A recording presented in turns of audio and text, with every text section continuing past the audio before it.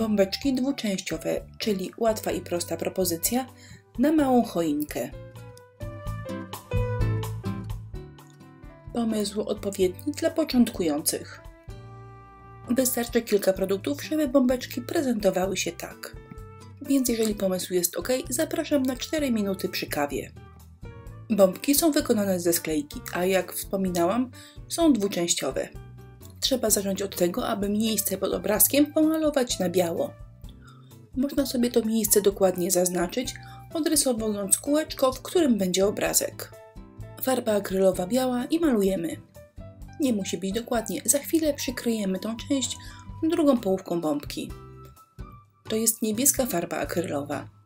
Jeżeli podoba nam się jaśniejszy kolor, wystarczy dodać białej farby. Czyli środek na biało, a pozostała część śnieżynki na niebiesko. Ja postarałam się, aby każdą część bombeczki pomalować innym odcieniem niebieskiego.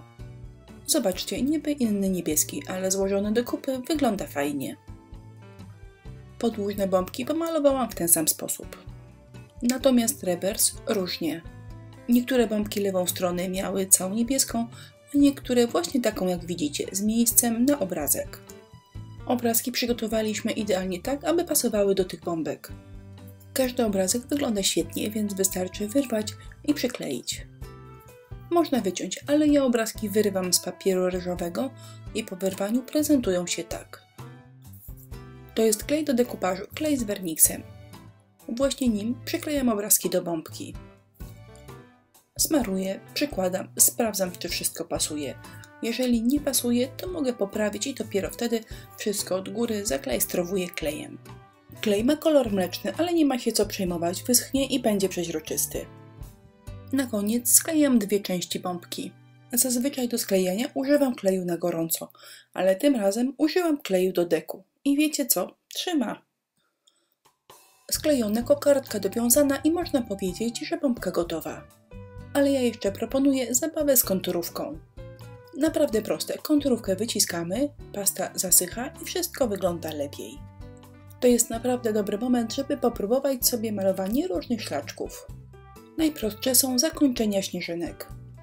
Ale jeżeli ktoś ma trochę chęci i odwagi, może porobić szlaczki i one także wyglądają świetnie. Bardzo łatwa technika, wyciskasz, pociągasz. To jest najprostszy łańcuszek, który można namalować konturówką. A jak ktoś chce walczyć dalej, proponuję zawijaski. Zależy od dnia, czasami wychodzą lepiej, czasami gorzej, ale zazwyczaj praca z zawijaskami prezentuje się lepiej. Ozdób z konturówki już nie ma potrzeby lakierowania, ale jeżeli ktoś chce, to oczywiście może polakierować.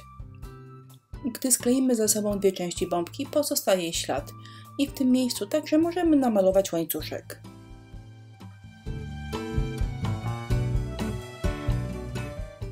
I w tym momencie bombeczki prezentują już się całkiem fajnie. Ale czasami po prostu szkoda kończyć, więc zrobiłam jeszcze dwie rzeczy. Po pierwsze, delikatnie podcieniowałam wewnętrzne części obrazka. A jeżeli macie jakikolwiek preparat albo lakier, który nabłyszcza, można po prostu przymalować obrazki. A jak chcecie na bogato, to na mokry lakier można delikatnie rozpruszyć brokat. I ostatecznie taka bombeczka prezentuje się w ten sposób. I jeszcze pół godziny, żeby wszystko wyschło i bombeczki ostatecznie prezentują się tak. Ozdobiłam zarówno awers, jak i rewers bombki. Ale jak widzicie, dwuczęściowy przód prezentuje się ciekawiej. Jak zwykle wszystkie produkty, które użyłam w filmie, możecie kupić w naszym sklepie.